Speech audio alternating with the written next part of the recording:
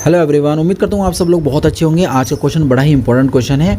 ये पता नहीं कितनी बार बोर्ड में पूछा जा चुका है। मैंने इसे दो तरीके से डिस्कस करने का सोचा है और आपको जो भी तरीका अच्छा लगे उसे आप नोट करके रख लीजिएगा। चलिए स्टार्ट करते हैं अपने इस क्वेश्चन को। सबसे पहले क्वेश्चन है, सिद्ध कीजिए कि एक शंकु के अंतर्गत मतलब शंकु के अंतर्गत मतलब अंदर महत्तम वक्र पृष्ठ यानी कि सबसे ज़्यादा मैक्सिमम आपको वक्र पृष्ठ लेना है। लंबवृत्तीय बेलन की त्रिज्या शंकु की त्रिज्या की आधी होती है। ये ही बात हमें क्या करनी है, प्रूफ करनी है कि बेलन की त्रिज्या जो भी निकल कर आएगी शंकु की त्रिज्या की आधी होगी। चलिए सबसे पहले हम लोग एक डायग्राम डिज़ाइन करते हैं बेलन का और शंकु का, किस तरीके से क्वेश्चन हमें बोल रहा है। ठीक है, एक हम लोगों ने शंकु बना लिया है, इसके अंदर हम लोग बना लेते हैं एक बेलन और बेलन की त्रिज्या भी हम कंसिडर कर लेंगे। डायग्राम के भी पेपर में नंबर दिए जाते हैं, याद रखिएगा, इसलिए डायग्राम का बनाना बड़ा ही ज़रूरी है। डायग्राम के नंबर दिए जाते हैं, ठीक है। और कुछ लिखना चाहो इसके बारे में लिख सकते हैं। जैसे हम लोग मान लेते हैं, माना ABC एक शंकु है। शंकु की ऊंचाई हम लोग कंसिडर कर लेते हैं, यहाँ से उसकी ऊंचाई हो जाएगी कैपिटल H ले लेते हैं और त्रिज्या इस पॉइंट से कंसिडर की जाएगी, वो त्रिज्या हम लोग ले लेते हैं x। अब बोल देते हैं जिसकी त्रिज्या x तथा ऊंचाई कितनी है, कैपिटल H है। ठीक है, इतनी बात समझ में आ गई। अब इसके बाद जो हमारा बेलन है ना, उसका नाम लिख देते हैं, यहाँ PQRS ले लेते हैं।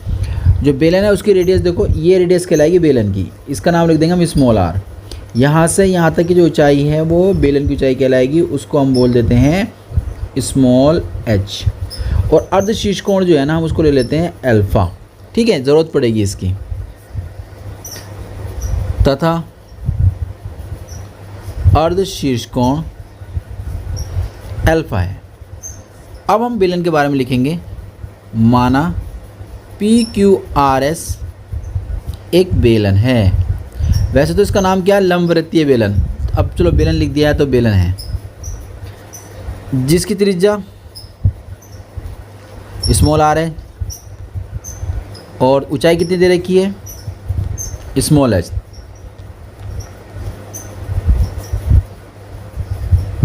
ओके, और कुछ। अब क्वेश्चन ने हमसे कहा कि वक्र पृष्ठ ना मैक्सिमम होना चाहिए, तो बेलन का जो है ना हमें वक्र पृष्ठ लेना पड़ेगा। तो बेलन का वक्र पृष्ठ हम सब जानते हैं, वो होता है S बराबर 2πRh, है ना। अब क्या करना है, इसको मैक्सिमम दिखाना है। तो ये सबसे बड़ी बात क्या होती है, हमें डिफरेंशिएट करना पड़ेगा। लेकिन आपको एक बात याद रखनी पड़ेगी, यहाँ डिफरेंशिएट नहीं कर सकते अभी आप। रीज़न ये रहता है इन क्वेश्चंस में कि जो बेलन है ना, बेलन उसके इस वाले फॉर्मूले के अंदर दो चर आ जाते हैं, एक तो r आ जाता है, एक h आ जाता है, इसलिए आप डिफरेंशिएट नहीं कर सकते।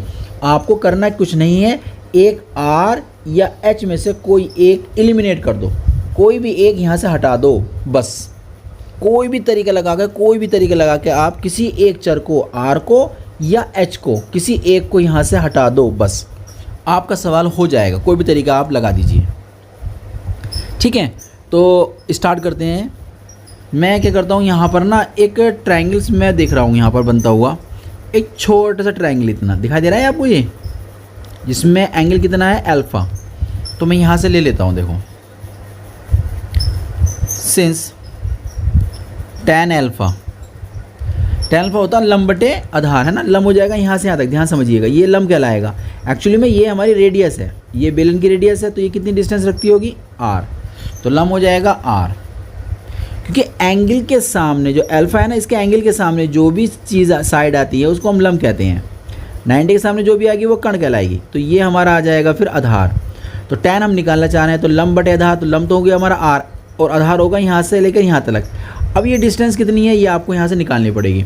देखिए पूरी हाइट इस पॉइंट से लेकर नीचे तक की हाइट है आपकी कैपिटल H, और नीचे वाली हाइट जो है वो है आपकी स्मॉल h। तो ऊपर की हाइट कितनी बचेगी, ऊपर की हाइट बचेगी आपकी कैपिटल H में से स्मॉल h को माइनस करने के बाद। बात समझ में आ गई आपकी? तो यानी कि आधार बचेगा आपके पास capital S minus small h. अच्छा, अब थोड़ा सा और अपनी बात को हम आगे बढ़ाते हैं इसी में ही। देखिए, अगर हम लोग अल्फ़ा इस ट्रायंगल के अंदर कंसीडर करें तो कैसे लगेगा? अभी भी तो अल्फ़ा वही रहेगा ना, तो tan अल्फ़ा का मान एक बार फिर निकालना है हम लोगों को। अब के आधार बन जाएगा यहाँ से लेकर यहाँ तक, ये तो हमारे पास शंकु की रेडियस बन जाएगी जो है x, और यहाँ से लेकर ये पूरी जो ऊंचाई है वो बन जाएगी शंकु की ऊंचाई। यानी कि अभी tan अल्फ़ा का मान एक और बन सकता है आधार बटे इस तरीके से ना, लंब बटे आधार। अल्फ़ा के सामने एक बार हमने छोटे ट्रायंगल में लिया, इस छोटे ट्रायंगल में लेकर हमने काम किया, फिर हमने इसी एंगल को बड़े वाले ट्रायंगल्स में लेकर काम किया है। बात समझ में आ रही है? ये दोनों केसेस में मान बराबर रखेगा। तो यहाँ तक हमारा आ चुका है। तो हम लोगों ने डिस्कस किया था आर या एच में से किसी एक का मान हम लोग निकाल लेते हैं। तो यहाँ पर हम लोग देखते हैं जिसका मान हमारे लिए निकालना आसान होता है ना भाई, उसको निकाल लीजिए और आपके दोनों तरीक़ों से आंसर आ जाता है। चाहे एच का मान निकालो, चाहे आर का मान निकालो, चाहे इस एच का मान निकालो, चाहे आर का मान निकालो, ठीक है? दोनों तरीके से आपका आंसर बन जाता है। बहुत आसान है, बस पेपर में कुछ गड़बड़ शड़बड़ हो जाती है, हम भूल जाते हैं, तो आप भूलिएगा मत। आर या एच में से किसी भी का मान निकाल कर आप सोल्व कर सकते हैं। जो भी आर का मान निकल कर आया ना भाई, इसको यहाँ पुट कर दीजिए। इस इक्वेशन फर्स्ट बोल देते हैं, इस इक्वेशन सेकंड बोल देते हैं। समीकरण फर्स्ट व सेकंड से तो हमारे पास s बराबर आ जाएगा 2 पाई, आर का मान हो जाएगा x upon H, bracket capital H minus small h, और बाहर आ जाएगा ये वाला h, ठीक है? ये वाला h जो है बाहर आ जाएगा, ठीक है? अब देखिए आगे क्या होता है। हम लोगों ने स्मार्ट तरीके से इसको लिख दिया है। अब ये जो स्मॉल h था ना भाई, इसको अंदर एंटर करा दो। अब यहाँ तक बात समझिए, ये मेन पॉइंट आ गया। इसके बाद क्या है ना, इसके बाद अब इसका डिफरेंशिएट करना है। तो डिफरेंशिएट हम किसके साथ करेंगे? ये बेलन का वक्र पृष्ठ है। तो बेलन का यहाँ क्या क्या है? बेलन का देखो सिर्फ एकमात्र h रह गया है। ये शंकु का h है, शंकु की त्रिज्या है, शंकु की है। तो बेलन का तो सिर्फ हमारे पास क्या है? Only h। तो डिफरेंशिएट किसके साथ करना पड़ेगा हमें? h के साथ। तो differential with respect to h, ds upon D H बन जाएगा, 2 pi x upon capital H आ जाएगा, ब्रैकेट कैपिटल H, इसका h का बनेगा 1 माइनस 2h बन जाएगा। एक बार डिफरेंशिएट और कर लेते हैं हम लोग, अगेन डिफरेंशिएट, तो ये बन जाएगा सेकंड डेरिवेटिव, और इस तरीके से हो जाएगा 2 pi x upon capital H, bracket यहाँ तो स्मॉल h है नहीं तो 0 बन जाएगा, यहाँ पर स्मॉल h है, माइनस का 2 आ जाएगा। अब देखो थोड़ी सी कैलकुलेशंस के बाद ही आपको आंसर दिख गया, दिखा कुछ? ये रिजल्ट कैसा आ गया? नेगेटिव। देखो ये x है, मतलब शंकु की त्रिज्या, ये क्या है? ऊंचाई है, शंकु की ऊंचाई। तो दोनों पॉजिटिव होंगे, बाहर लग गया माइनस, इसका मतलब पूरा आंसर क्या बन गया है आपका?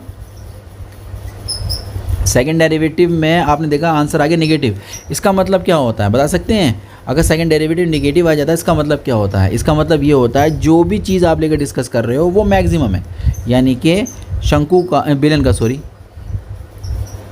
बेलन का वक्र पृष्ठ महत्तम होगा, है ना?